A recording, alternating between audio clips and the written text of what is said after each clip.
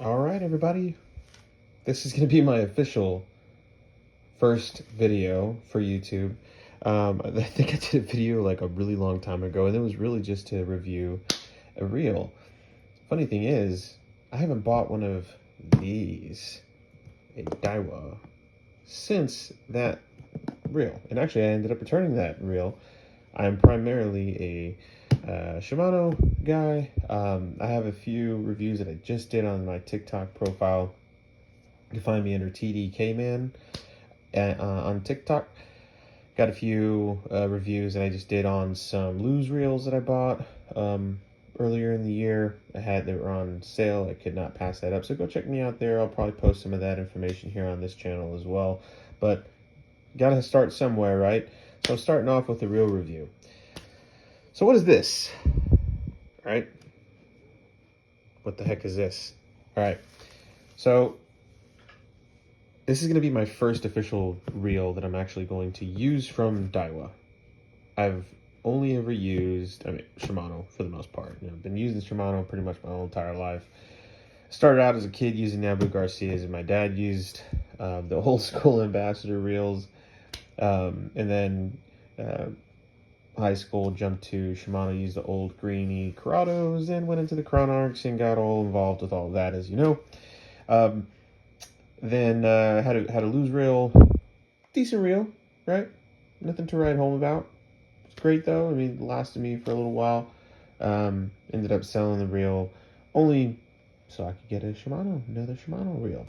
But bought a few more luge reels. I couldn't pass up the deal that Tacklewarehouse was having, and then one at Bass Pro as well. So go check me out on TikTok, TDKman. There, but this is what I wanted to talk about, because a video just came out from Tacklewarehouse, kind of talking about this reel specifically, and I haven't seen any videos or anybody doing a review on this reel yet. I think the review just came out, or the reel just came out like last week, that video that they did. So this, let's see what we got here. What do we got, Daiwa? What do we got? So I'd already opened this, and when I opened it, I accidentally tore the box. So lovely stuff. Because I don't know, it's just Daiwa, I guess, boxes their stuff really, really well. So what's in the box? Everybody that's watching this video, if you've purchased reels before, which more than likely you have, you know, it comes with the standard stuff. A manual and whole parts list of everything, functionality, and all that other good stuff that nobody ever really looks at. And when you absolutely have to, when something breaks and the reel's out of warranty or some crap. But what do we have here? Let's take a look here. Ooh, this looks kind of pretty. What do we got? Let's zoom out a little bit, because I'm all up in this reel's business. Ooh, this is the brand new special edition from Tacklewarehouse. This is the Daiwa Mangetsu. All right. So let's talk about this reel a little bit. Okay, so the Daiwa Mangetsu. All right. I'm going to be the first to admit that Tacklewarehouse and Daiwa, they got me. They got me. Marketing got me. Because there's some technologies in this reel or some of the newer technologies for the reel, some of the newer Daiwa technologies are not in this reel, such as SV or Boost. And again, I'm not a Daiwa guy. So for you Daiwa guys out there, don't hate me for not knowing a whole lot about the Daiwa stuff. I know a decent amount of Shimano technologies, and that's all I've ever fished with. So this is kind of new territory for me from Daiwa. But I've done a little bit of research, and since this reel is so new, really the things that I have learned about it is that this is basically a souped up Tatula Type R. And it's the same reel frame that they used, I think, from what I get from the video about 10 years ago. Looked up some of the old school Type R's, and it's very similar. The Type R's are black, a little bit of red, rubber handles, things like that. But there is some of the new technology in this reel, and we'll talk about it. So, I mean, it's a souped up Type R with a new paint job, cork knobs. So let's talk about it a little bit. 100 millimeter handle, cork knobs, which is actually really good. From what I saw in the video, they were really kind of going more of like a JDM inspired reel for the U.S. markets. And I think they did a good job at kind of capturing that, right? A lot of the JDM reels that we see, they have these cork knobs, which I'm surprised they made the bigger knobs in this, because, you know, a lot of the JDM reels have very small knobs, which I'm not a huge fan of, right? I like a little bit bigger knobs. I like the standard knobs on like the Corrado, the Corrados, the Corrado Ks, the Corrado MGLs. And for a short time, I think the Metanium MGL had some of those same knobs that come with the Corrado. But I like the cork knobs on this. It's very JDM looking. It's very classy looking. And this reel is a lot. There's a lot of aesthetics going on here, right? But there is some of the new technology in here, and that technology is the long cast spool. They don't have any markings on the spool like they do on the other ones, but it is the long cast technology, Magforce Z, and it's got the hyperdrive, which hyperdrive, from what they say, is almost like the oh my god, the heck is it called? Micromodular gearing from Shimano. Like that whole concept of making the reel more efficient, making it a little bit more rigid. But micromodule is a little different. You know, the gears, the gear teeth are smaller. It makes for a very, very smooth reel.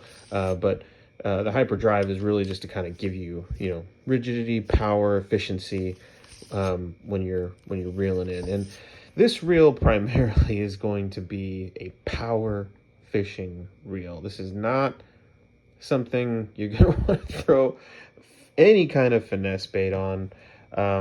So my goal, my want in buying this reel, while yes, the marketing got me a little bit, I wanted to kind of venture out a little bit from Shimano, and I wanted a metal frame. I wanted something that was powerful and something that was going to last me for a long time, because when I buy reels, I try to buy reels knowing that, because I take care of my reels.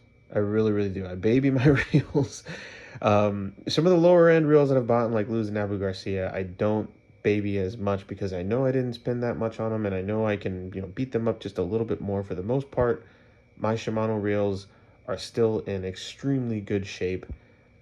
I probably have maybe one scratch on my MGL, but it's a very small and thin one.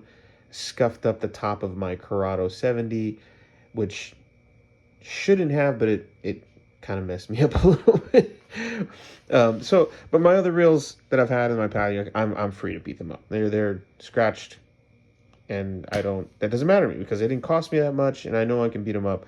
But for my higher end reels, I want to take care of them. I want those to last me a long time, and this is going to be the same way with this Daiwa Mangetsu.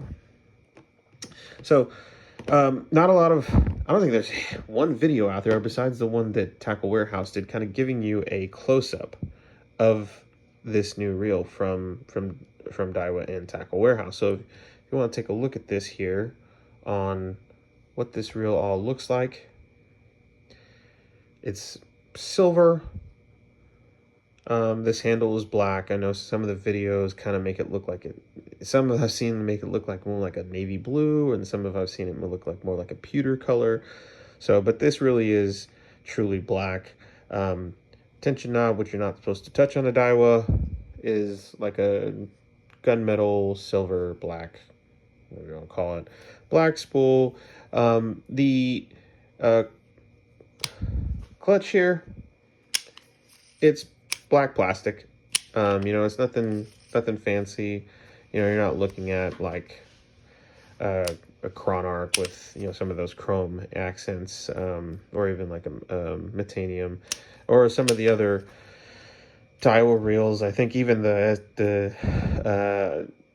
Daiwa Tatula SV, the 100 size reel, had a chrome finish on the clutch here, but it doesn't necessarily bother me. I still think it looks like a classy reel. But again, we're only talking about aesthetics.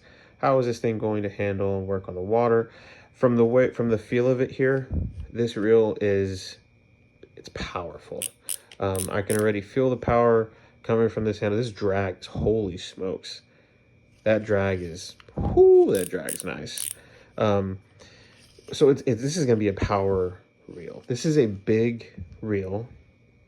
My Metanium is probably half the size of this. I'm not going to lie to you. Maybe, maybe even smaller than that. So this reel is going to be used primarily as power fishing, and I'm going to build a rod. I do build rods. All my rods I build my own. I just like to make custom stuff. I tie my own jigs, build my own rods. And I already have a designated bladed jig rod. But what I've found is in building rods, I really kind of paid attention to what baits work best on specific kind of rod actions and rod powers. What I've noticed is I like rods that have a little bit more sensitivity, even when we're talking about treble hook baits. Because for the longest time, everybody's talking about, well, let's use glass, right? Let's use glass for all of our moving baits. The only thing about glass that I am not a huge fan of is that there's not a lot of sensitivity. It's extremely moderate action, meaning that, that rod loads up like halfway down the blank, and you're talking about a very whippy rod. And with that, you lose a lot of sensitivity. Given that it's fiberglass, you lose even more sensitivity. So what I like are, MHX makes a blank and it's a blended blank, and it's a mod fast blank. It's the crankbait series rods. And I love those rods. They give a lot. They're listed as a mod fast, but in some of the lower powers, like they're medium heavy, and they even have one that's an 8 to 17 pound lure rating, which to me is more of a medium action, but it's kind of like that mid-range between medium and medium heavy. That is a perfect crankbait rod because it loads up extremely well for a mod fast taper of a blank. It's really, really good. But in this case, I'm going to use actually kind of the best of both worlds with this reel. So I'm going to use the new moving bait series from MHX, and it's half graphite, and then towards the tip turns into a composite material, a little bit of fiberglass in there. So you have kind of that sensitivity of the the graphite, and then the more of the parabolic or whippy, whatever you want to call it, of fiberglass. So it gives that chance for the fish to really kind of swallow it, lets that rod load up, so you're not pulling that bait away from them. So that rod is primarily going to be, it can do multiple things, right? Chatterbaits or bladed jigs. I like to throw scrounger heads. I really, really love to throw scrounger heads. What I found is that type of rod blink is perfect for that. It's going to be really good for square bills too. It's a 7.4 rod, so I can still be somewhat accurate with it around heavier cover. So I can't wait to use this reel on that, because this is power fishing right here. This is not this is not shaking a minnow. This is not drop shotting. This is not throwing a Ned rig. This is none of that. This is, I am 4x4ing through cover. Heck, even a big old lipless, which I love throwing in the fall. I love throwing over the grass in the fall. And that's a big old 3/4 ounce lipless crankbait on that rod with this reel. Man, oh man, I can't wait to do those things. So yeah, this is the new Mangetsu from Daiwa. Great looking reel. I can tell it's gonna last me a long time. It's got great quality. Let me kind of give you kind of a 360 view of this reel. See there, it's got the screw plates, right? The plates that are screwed in with screws. So, I mean, it's a nice frame. It really is. It's a big frame, but it's a nice frame. These little accent cutouts here, I mean, don't really do anything performance-wise, and maybe shave off a tiny bit from the weight, but nothing that's going to be really super noticeable. This is really just for aesthetics. You got the same braking system here on the side that Daiwa has for pretty much all of their reels right now. Again, the long cast spool, the T-wing design here, which all new Daiwas for a decent amount of time have come with the T-wing design. And I'm going to use straight fluorocarbon on this. Probably going to put either 15 or 17. I'm not extremely certain. I'm kind of leaning towards 15-pound fluorocarbon, because I have 17-pound on my other bladed jig rod, so I kind of have the best of both worlds. If I want to go a little bit deeper, or even use maybe even some like mid-range crankbaits, hitting through trees and stuff like that, in that depth range, I'll use this reel. So it's a power reel, right? It's got this big long handle, these big knobs. This is really for going out there, chunking and winding, old school bass fishing, which I love to do.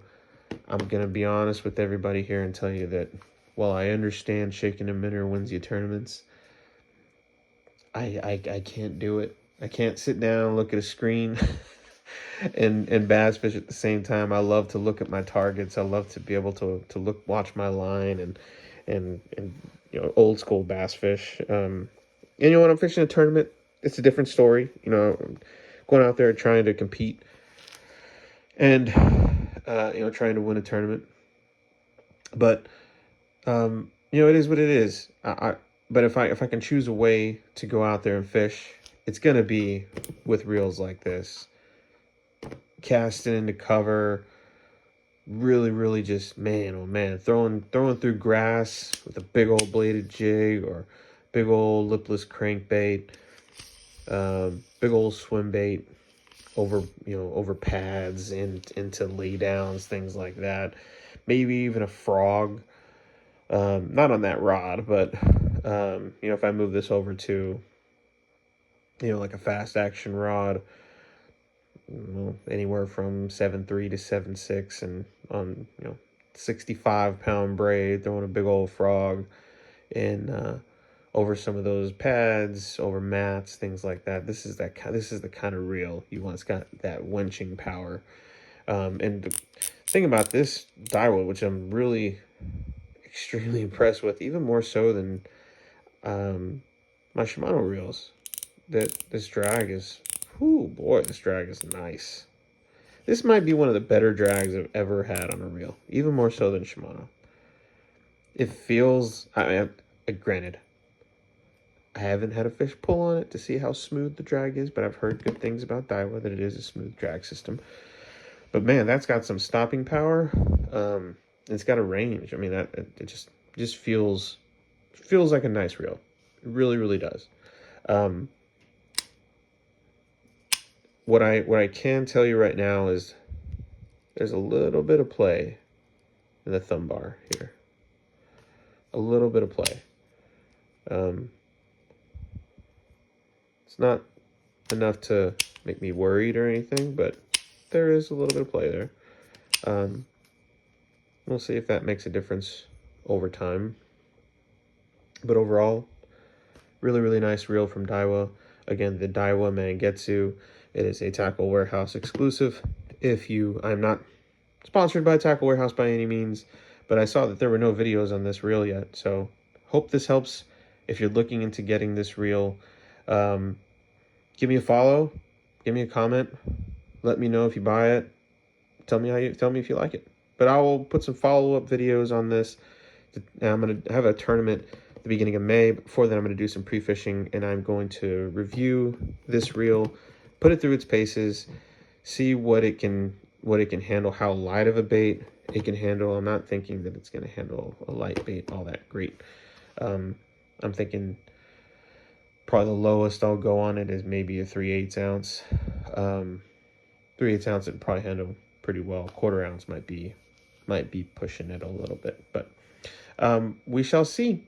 Thank you, and we'll see you in the next one, everybody. Have a good one. Tight lines.